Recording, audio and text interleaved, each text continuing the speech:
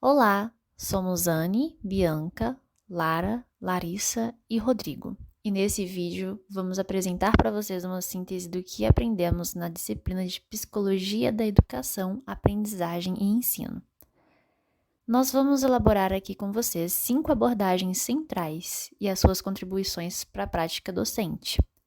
Cada um de nós vamos falar brevemente de uma teoria e, no final, nós faremos uma síntese. O behaviorismo, que surgiu em 1913 com Watson, considera a influência que o meio exerce sobre o comportamento. Ou seja, ele é o estudo das interações entre o indivíduo e o ambiente, as respostas e os estímulos. Esses estímulos podem ser reforços positivos ou negativos, sendo os positivos aqueles que aumentam a probabilidade de uma ação e os negativos aqueles que diminuem essa probabilidade. Um fato importante sobre o behaviorismo é que ele estuda apenas os comportamentos observáveis. Tudo mais será mera especulação. A diferença entre as figuras do behaviorismo é que Watson acreditava que, se soubesse controlar o meio, conseguiria controlar o comportamento. Skinner já pensava que, podendo controlar o meio para ensinar o comportamento, poderia ensinar também o que pensar e sentir. Essa diferença é o que fazia com que Watson afirmasse que poderia tomar um recém-nascido e torná-lo tanto um homem honesto quanto um marginal corrupto, a depender dos reforços. E é por isso que não se podem mesclar as teorias ao lecionar, pois cada uma possui uma visão diferente de ser humano. O behaviorismo, por exemplo, acredita que o ser humano é determinado pelo ambiente e aprendizagem. Já o humanismo, por exemplo, acredita que o ser humano é determinado pela liberdade e sua escolha. O humanismo, ele trouxe uma perspectiva revolucionária para a educação, porque ele mostra o aluno como centro do processo de aprendizagem. Carl Rogers é o principal representante, desta abordagem, e ele propõe que cada estudante é um ser único, com potencial próprio a ser desenvolvido. Para Rogers, o professor ele não é um transmissor de conhecimento, mas é um facilitador da aprendizagem. Ele deve criar um clima psicológico ali favorável, baseado em 3 pilares que são fundamentais: a congruência, que é a autenticidade do educador, a consideração positiva incondicional, ou seja, aceitar o aluno como ele é, e a compreensão empática, que é a capacidade de se colocar no lugar do estudante. Na sala de aula, isso se traduz, por exemplo, em práticas como valorizar a voz do aluno, oferecer um feedback que seja genuíno e construtivo, respeitar o ritmo individual de aprendizagem e promover a autonomia do aluno. O objetivo final do humanismo é que o estudante desenvolva autoconhecimento, autoeficácia e se torne protagonista da sua própria educação. O humanismo nos lembra que educar é, antes de tudo, é um ato de respeito e de acolhimento para o estudante. A epistemologia genética de Piaget basicamente diz que as crianças aprendem construindo seu próprio conhecimento. Então, elas não aprendem só ouvindo. O aprendizado acontece quando elas começam a explorar o mundo. Por exemplo, quando uma criança brinca com blocos e a torre cai, ela aprende sobre o equilíbrio. Ele fala que existem 4 estágios de desenvolvimento. No estágio pré-operacional, que é dos 2 até os 7 anos de idade, a criança ainda não entende que algumas coisas não mudam.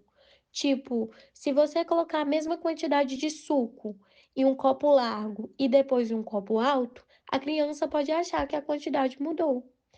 Brincar com outras crianças é muito importante também, pois elas aprendem mais quando estão juntas, criando regras e resolvendo problemas. Ele também fala sobre o conflito cognitivo, que é quando a criança descobre algo que não combina com o que ela achava. Por exemplo, perceber que nem todo bicho que tem asa voa, como a galinha. Então, no geral, o Piaget diz que aprender é um processo ativo e cheio de descobertas.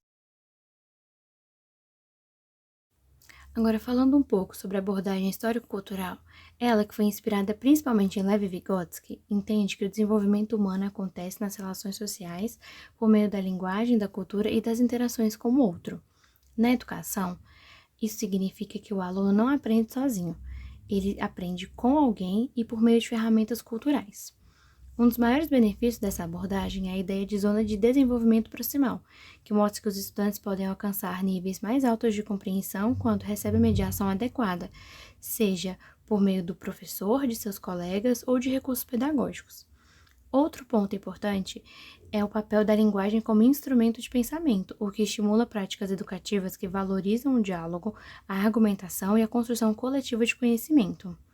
A abordagem histórico-cultural também promove uma educação mais inclusiva e humanizada, porque reconhece que cada aluno tem sua história, sua cultura, seu ritmo e seu contexto social, e que aprender é sempre um processo dinâmico entre indivíduo e sociedade.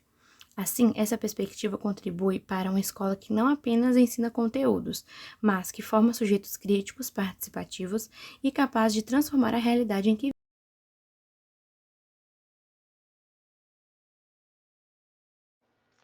A psicanálise, desenvolvida por Sigmund Freud no final do século XIX, é tanto uma teoria da mente humana quanto um método terapêutico.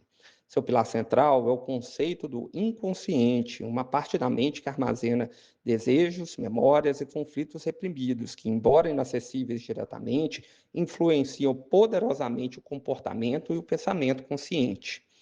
O objetivo da teoria psicanalítica é trazer o material inconsciente para a consciência, onde pode ser processado e resolvido.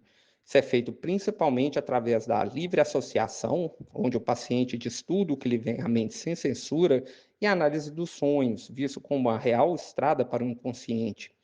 Fenômenos como a transferência, o paciente transferir sentimentos do passado para o analista, são centrais no processo de cura. A psicanálise revolucionou a compreensão da mente, mostrando que não somos senhores de nós mesmos e que as experiências da infância têm um impacto duradouro na vida adulta. A articulação da psicanálise com o processo de ensino e aprendizado reside na compreensão de que a relação do aluno com o conhecimento e autoridade não é puramente racional, mas profundamente influenciada por dinâmicas inconscientes. O educador, ao ocupar um lugar simbólico de poder, pode evocar no aluno sentimentos de transferências ligados às figuras parentais. Conflitos não resolvidos nas fases do desenvolvimento psicossexual ou a atuação de mecanismos de defesa podem funcionar como barreiras para a aprendizagem, manifestando-se como dificuldades de concentração, indisciplina ou bloqueios intelectuais. Portanto, a psicanálise sugere que, para que o aprendizado seja eficaz, o processo educativo deve levar em conta o desejo do aluno e ajudar a sublimar as energias pulsionais em atividades culturalmente valorizadas, reconhecendo o professor não apenas como um transmissor de conteúdo, mas um facilitador que lida com a subjetividade e os seus afetos.